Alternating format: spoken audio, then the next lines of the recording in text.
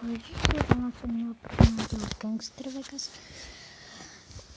Snad se vám bude líbit, je to moje první natáčení. A budu natáčet si myslím jiný hry a tak. Tak snad se vám to bude líbit. Budu v tom dodávat komentáře a teď.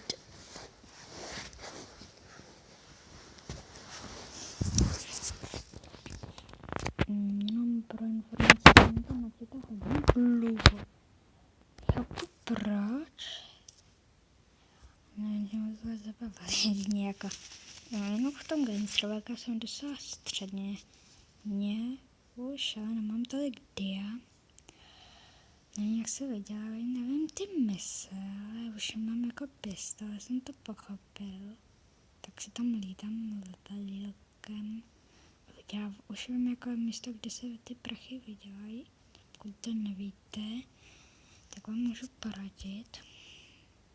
No, vidíte, mám 3 profily jenom. To ostatní mají hodně víc.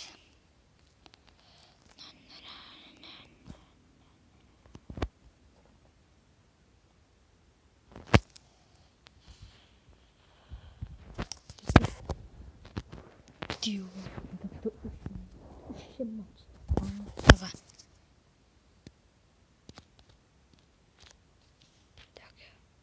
Tak jdeme na to. Nepůjdu bohužel dneska do strevitý sboru. Ne, já chci tohle. Ty licho kopytníku, neumíš rozumět. Vidíte nejblbějšího chlapa na světě. Jsem jako, že nemám si vypracení. Že nemají, že jako má kraťas. Jo, jenom pak máte člověka, který nemá prachy. Že má kraťasy. Obyčejně. Nevím, co budu dělat. Asi bych našel nějaký švem. Našel bych nějaký dobrý autíčko. Nakonec mě to ještě slyká. Když. Už nevím, si představte.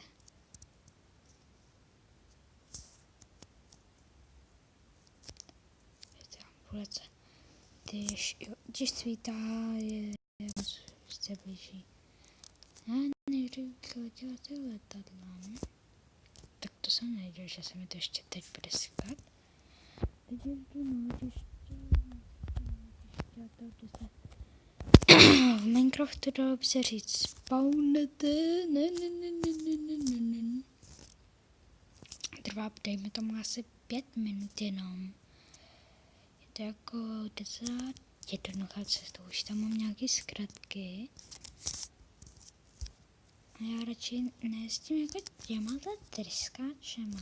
Když jako rychlejš jdu do vzduchu, tak nemám na výběr. Ale vezmu si ho. Že jako to mě nevadí na nich. Ale to, že prostě... Myslím si, že to nevím. Že prostě nemůžu přistat, nevadí, a nejsou tak pomalý, že se tam tím dělají lepší otáčky.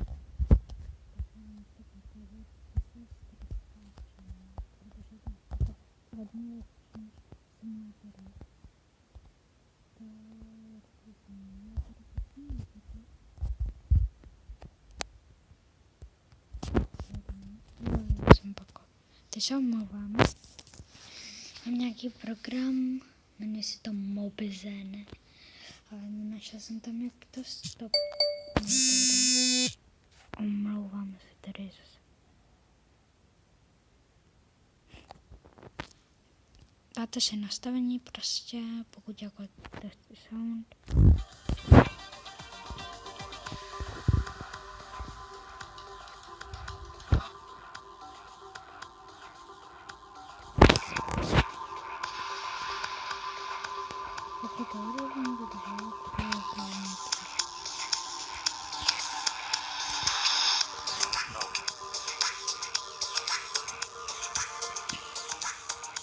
Rovnou může nemusíte jako dávat tu hešivku, nemusíte dávat to back, to byste se vydali.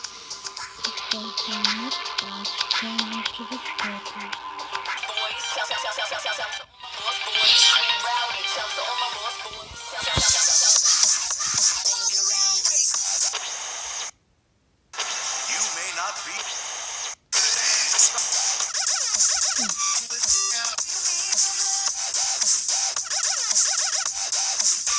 My jsme zvyklí asi,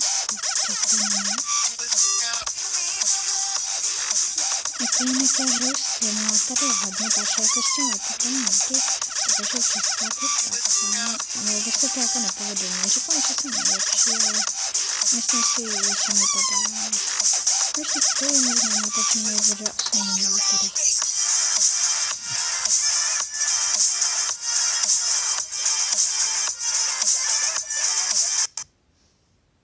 Tak jak vidíte, tohle se mi asi moc nepovedlo. Moc ne. To si zaučil sondu. Aha, je to celý přesně. Někdo čerpá. Už se... Ne, tady není žádný letadlo.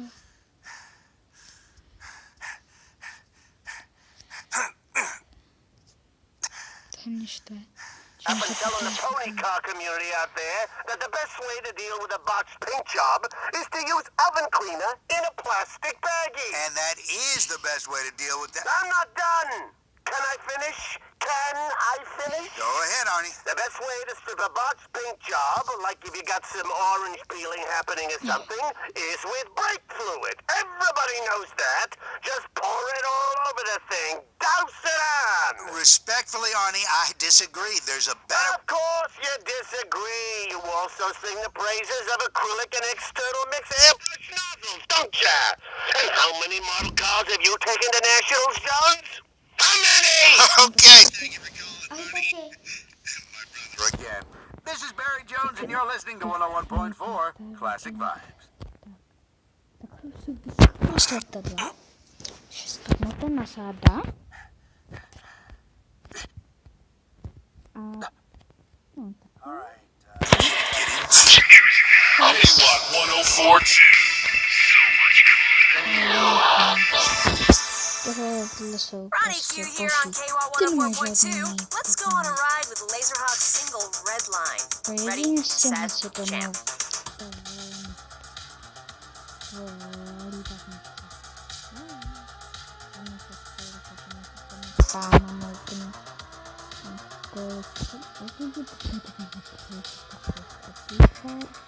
Samozřejmě, jak jsem říkal na začátku, nebudu dneska dávat, ale no, příště. Já si tam se pojdu letadlem prostě.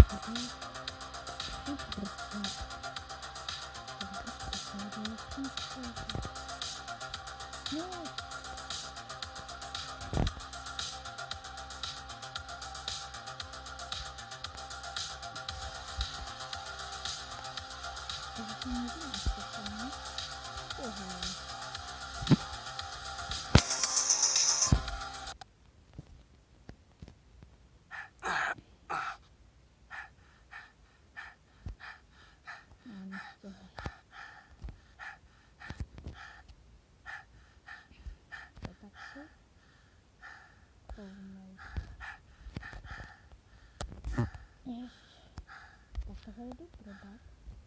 To může být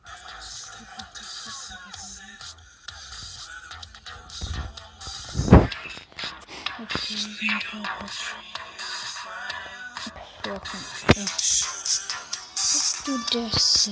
Já jako jezdím s kratkama a hůčkami. Takže mapa to má se mnou hodně těžký. Takže mi dokážu nejdřív jednu cestu a potom ty druhé. Potom to třetí. A vidíte tohle garáž, takhle je to hamburgerů nebo takých koštítek, tak to ano. Tom napravo musím jít. A na to vám toto, že tam všechno. Kde to je? O, aha, tak jsem ještě něco koupil. Tak já tam jedu tímhle. No. Dohle. Tak, nějak se mi úplně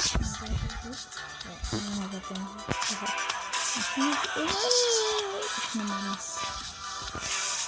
To potom, když to nesou, protože bude opatření, to není v pohodě. A tohle to